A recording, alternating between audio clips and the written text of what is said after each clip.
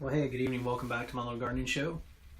I thought I'd take you along tonight as I'm taking a look at my grow lights. We spent last weekend kind of cleaning up the grow room, organizing things, and noticed that one of my shop lights in my setup is a dud. Didn't work. The ballast, I believe, have burned out or something. I switched bulbs and all that. I can't get it to work. I could potentially repair that, so I will keep the shop light fixture and maybe down the road try to mess with it, but it's just as easy to go to a big box store and pick up another shop light for about 10-11 bucks. So anyway, that's what I did. Ended up going to Walmart, picked up a fixture here.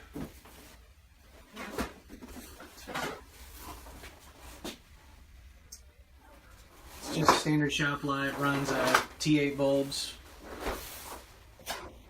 For a little hobby grower like myself, it's really all you need to start plants, right? Now you could spend hundreds, maybe even thousands of dollars on grow lights. There's all kinds of stuff out there depending on what your setup is and how big of a space you have that you're starting stuff. Or maybe you're an indoor grower and it makes sense to drop that much money on them.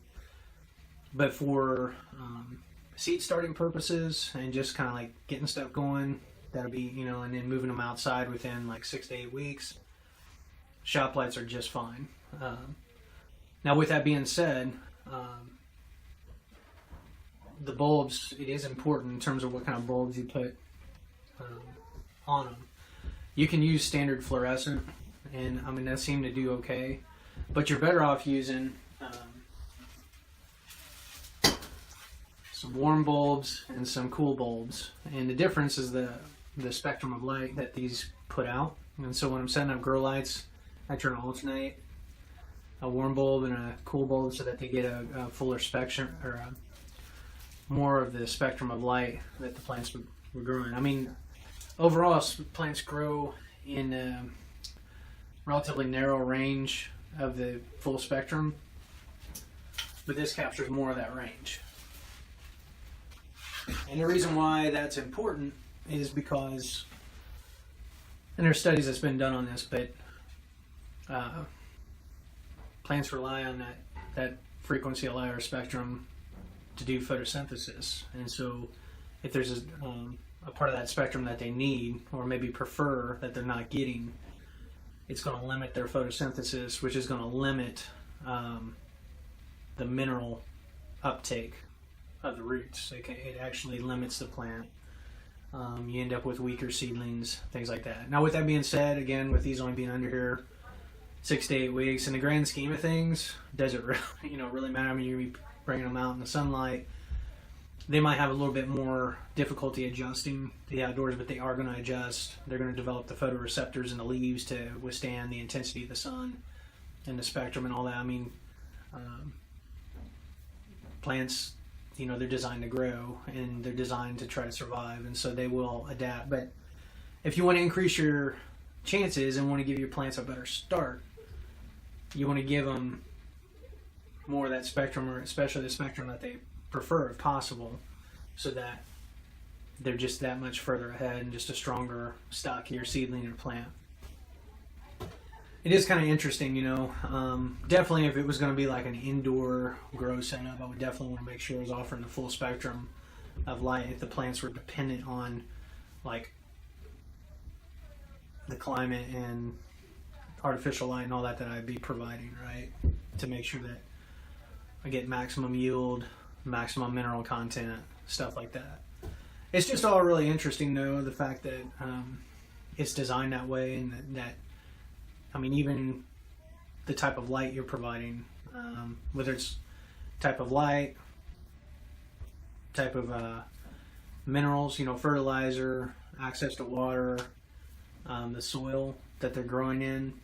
All those are factors, temperature, that affect the growth, the taste, the health of your plants. And it's really fascinating, at least to me. And so it's kind of neat, just all the things that you can kind of change up and tweak to get what you're looking for. There's actually startup companies. I think there's one called Square Roots. I'm trying to think of the guy's names. Elon Musk's brother developed this, but the idea is converting a shipping container to grow the equivalent of like 2 acres of vegetables, right?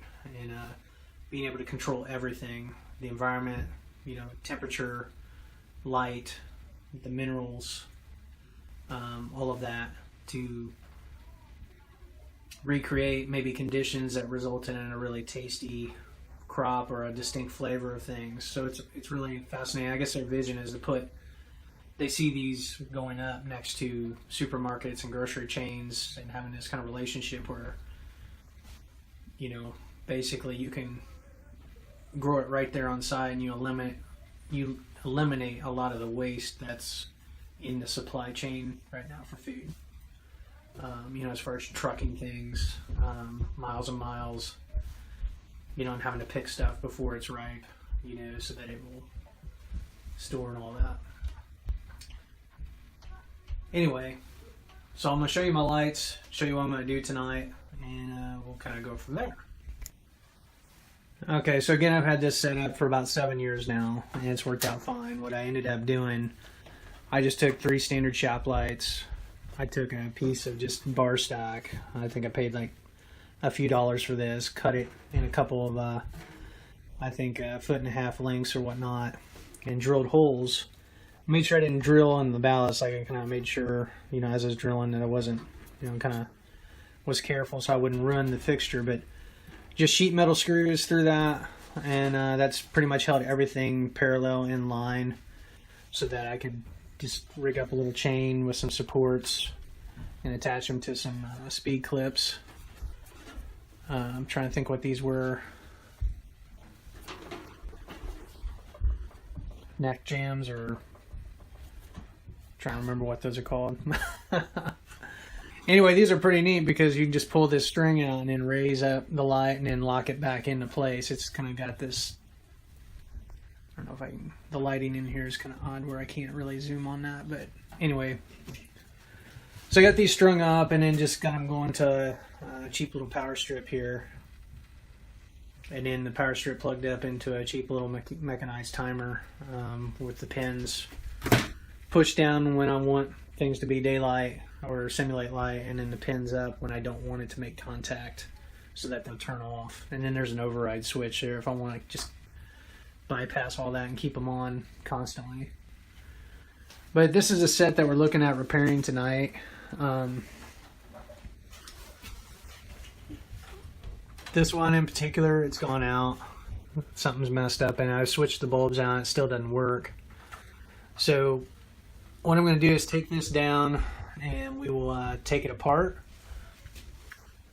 and then I will replace it with another shop light, and then we'll put some new bulbs in. So I'm going to take you along for that tonight. Alright, so I've got the lights down. Next step's to remove the metal bar here. I just need to remove the one screw from each one.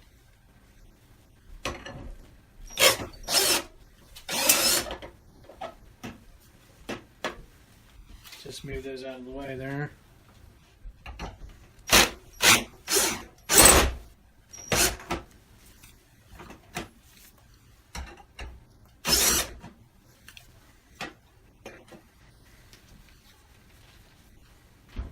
I may be able to salvage the bulbs out of this light, since like I said, I kind of was playing around.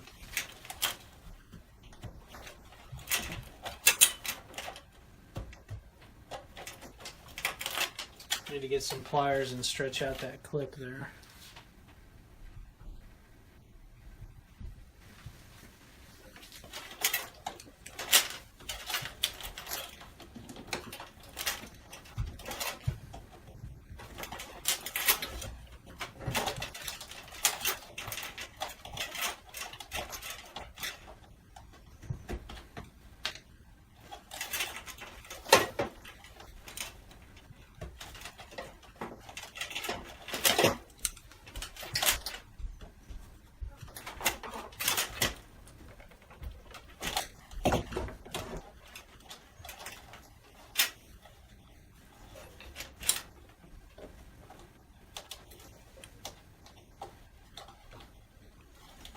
At least we'll try to get this out.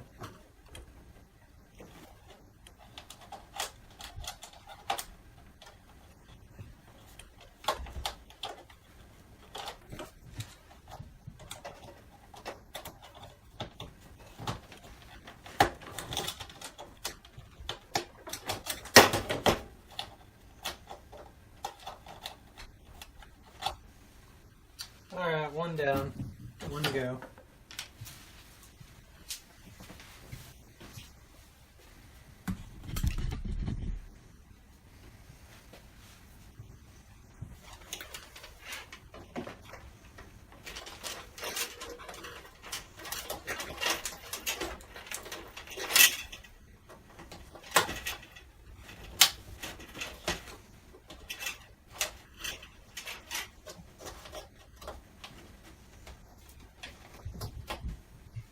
That one was a little easier. So now we have removed the old light. We'll get the bulbs out of there next.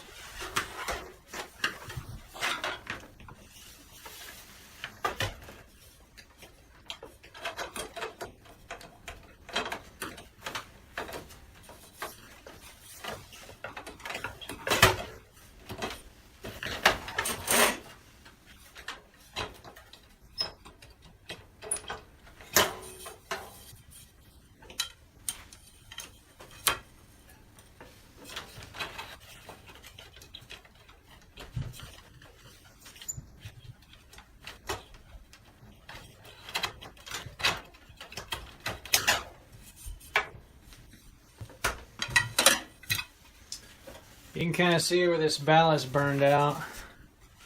It's all like discolored and everything. So definitely something happened there.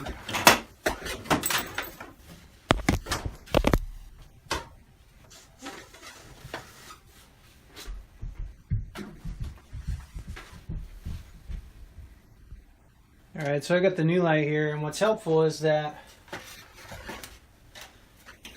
the channel's exposed there, so I can see where to drill, where I'm not gonna booger up those wires, right?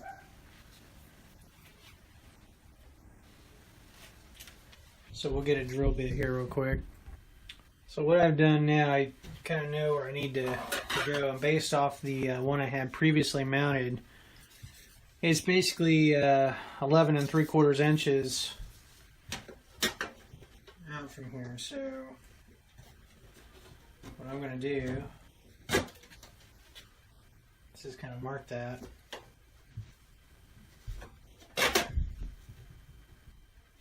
And it doesn't have to be, you know, perfect.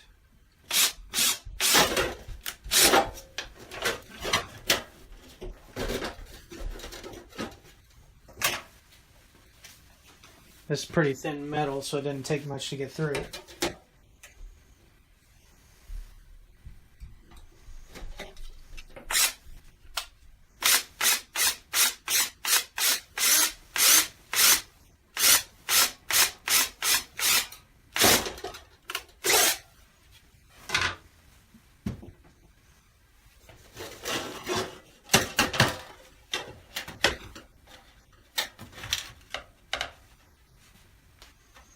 Alright, so we did pretty good there. What we'll do now is we'll put this channel in.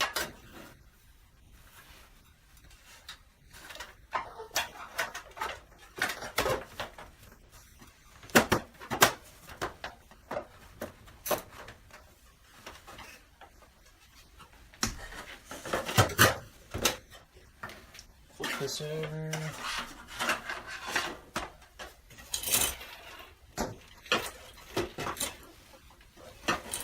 Try to line this up.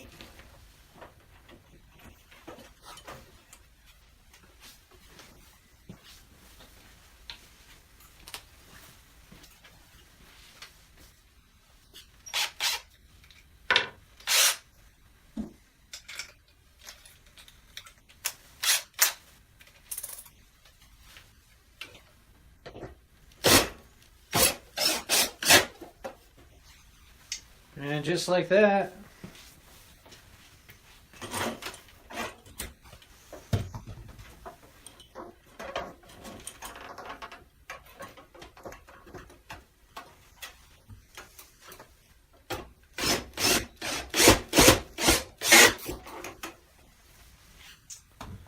we are back in business. So now I'll put those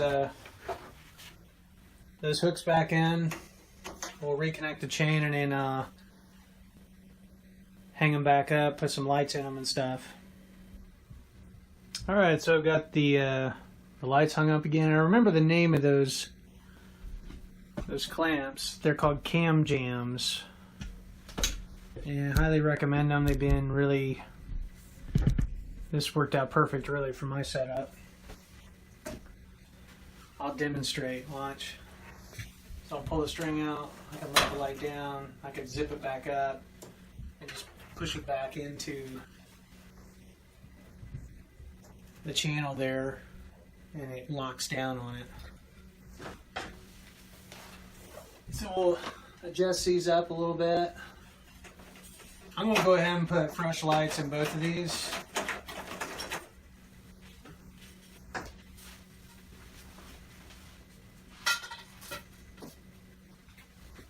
Again, adjusting the warm and the cooler lights as far as spectrum.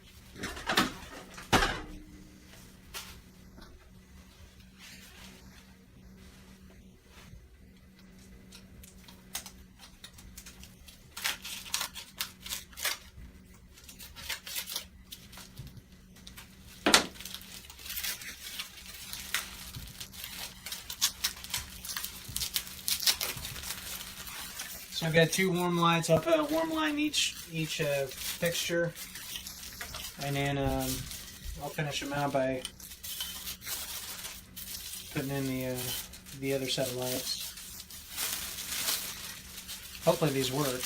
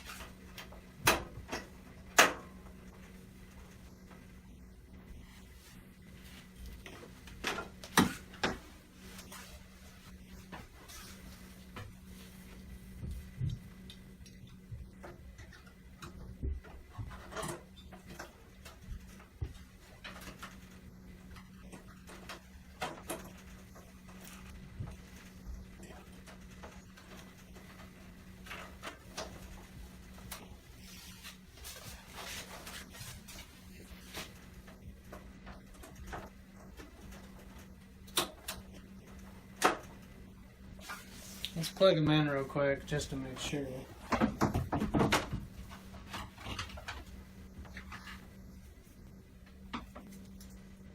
this stuff off this plug.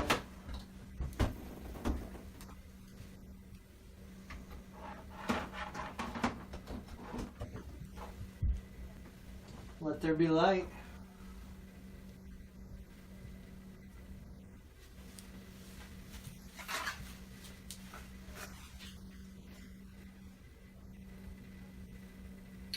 Interesting. Hopefully this one isn't getting ready to go out. It's kind of looking a little different there. So we'll get this other set of bulbs in,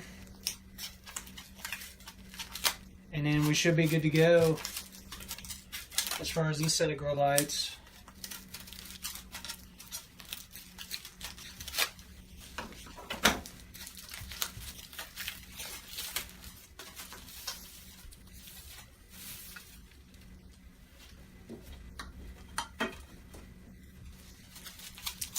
I haven't had to really, I think this is the second fixture in 7 years that I've had to replace. So not bad. I think I've gotten my money's worth out of it.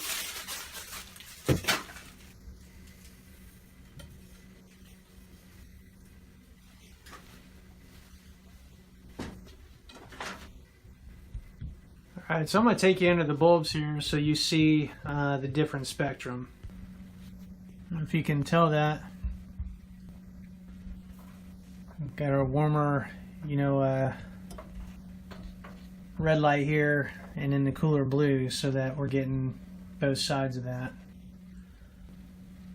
And again, when we grow, put the plants under it, I've got some that tend to favor the red. Especially the tomatoes and the peppers tend to grow towards that.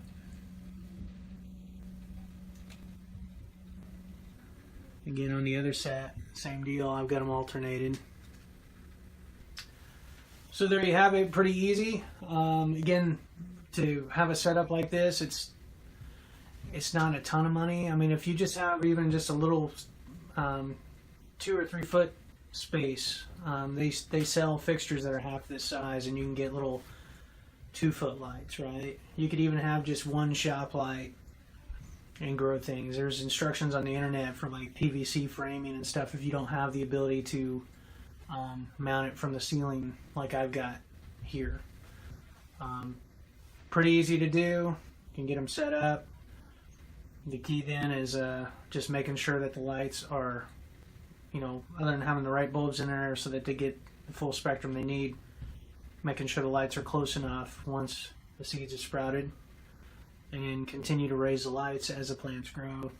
And you'll be able to start quite a few seedlings. I mean, if you look back at my other gardening videos and things over the years, I mean, all that stuff, the majority of it is stuff that I was able to start in a basement grow room or a utility closet underneath a couple fixtures here. So anyway, if you have any questions, feel free to post comments. Other than that, we're well on our way to starting this season out on the right foot. So I guess that's all for now. Until next time, happy gardening.